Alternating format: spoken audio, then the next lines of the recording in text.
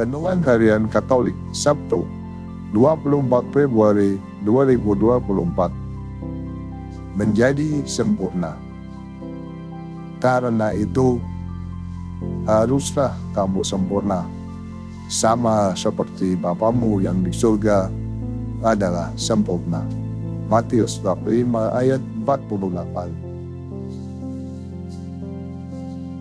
Saudara-saudara, mari kita jadikan kesempurnaan Bapa yang di surga sebagai model dan ukuran bagi kesempurnaan diri kita. Mari kita berusaha semaksimal mungkin untuk tidak berpuas diri atas status hidup atau apapun yang kita miliki saat ini. Meskipun kita percaya bahwa apa yang kita miliki itu sudah sangat sempurna.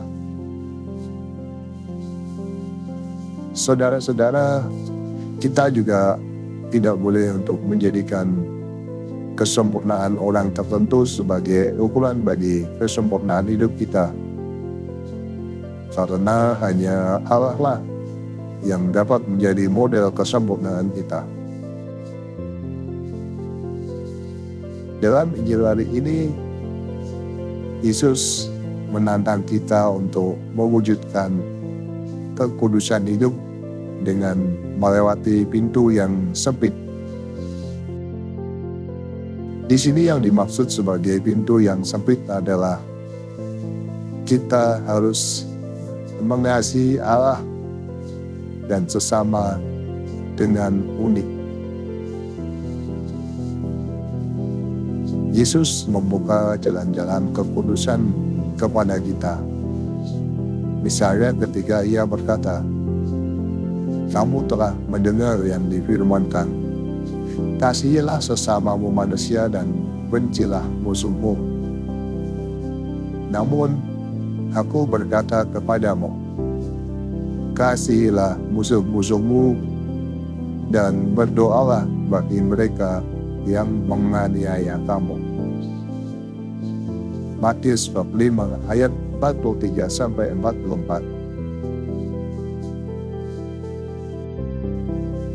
Di sini Yesus menawarkan sebuah kasih yang sangat universal, di mana kita sebagai pengikut-pengikutnya harus bisa melintasi batas dalam kelompok sosial kita ke kelompok sosial lain demi untuk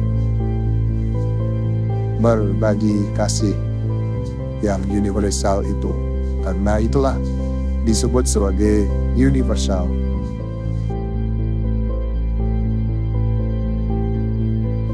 Di sini kita diharuskan untuk menyadari bahwa ada tempat untuk setiap orang di dunia ini dan Allah mengatur segalanya demi kepentingan semua orang. Jika kita sudah menyadari akan hal itu, kita pun akan melihat bahwa Allah itu sempurna dan kita menjadi sempurna seperti Bapa.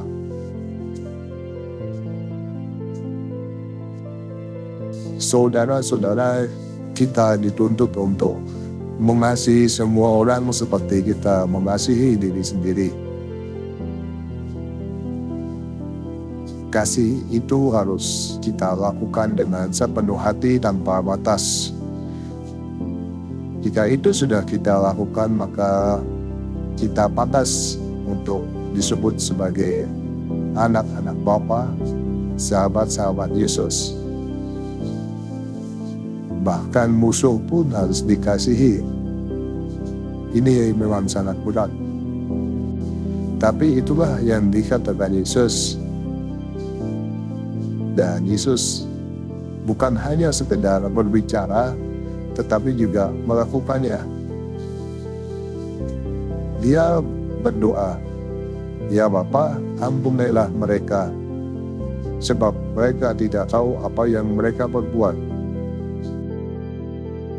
Saudara-saudara, kita akan mendapatkan kesempurnaan dari Bapa di surga apabila kita bisa berpikir seperti Dia.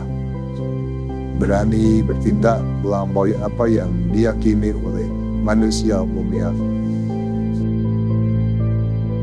Sebagai manusia, kita cenderung untuk menganut prinsip membalas kebaikan dengan kebaikan, kejahatan dengan kejahatan. Namun, prinsip ini sepertinya terlalu kecil untuk kehidupan seorang anak Allah. Manusia yang melakukan kebaikan untuk mengimbangi kebaikan yang telah diterimanya bukanlah manusia yang ideal. Kita dituntut untuk menghasilkan kasih yang melampaui batas apapun. Bahkan kita diharuskan untuk mendoakan orang yang tidak seharusnya kita doakan. Itulah ungkapan kasih yang sebenarnya. Bapa kita di surga sempurna karena Dia memiliki kasih. Bahkan Dia itu adalah kasih. Maka kalau kita memiliki kasih, kita akan memiliki kesempurnaan dari segala sesuatu yang kita kasihi. Saudara-saudara, hendaklah kita sempurna, sebab Bapa di surga sempurna adanya.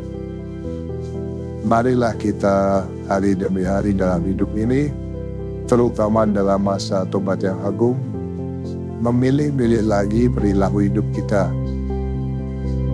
Kalau kita mau sempurna seperti Bapa, kita harus mengandalkan kasih dalam kehidupan kita.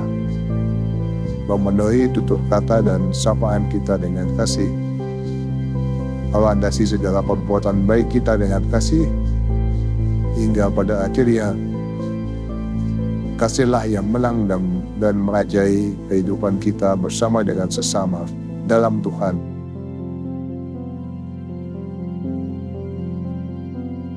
Ya Tuhan, bantulah kami untuk menjadi manusia yang sempurna seperti Engkau. Jadikanlah kami insan yang penuh kasih agar kami dapat menikmati kesempurnaan kasih-Mu dan membagikannya kepada sesama manusia. Demikian renungan hari ini. Selamat beraktivitas. Semoga semuanya lancar, sukses, dan selamat. Tuhan memberkati.